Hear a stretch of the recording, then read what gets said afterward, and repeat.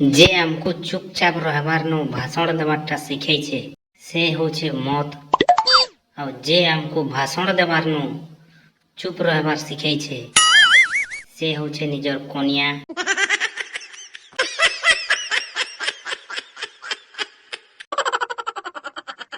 अच्छा मते गुटे कथा कहबो ब्रेकअप परे गर्लफ्रेंड के काना मेसेज पठाले से भितरे भितरे खाली जलसी।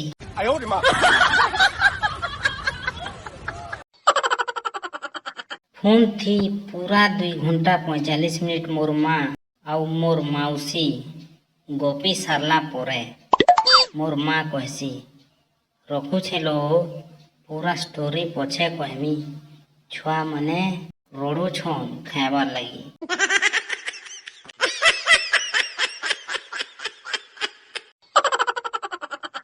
मते के बेमार हे गला इटा जे सुंदरी टुकेल मानकर संगे सच्चा प्यार ही जाउछि।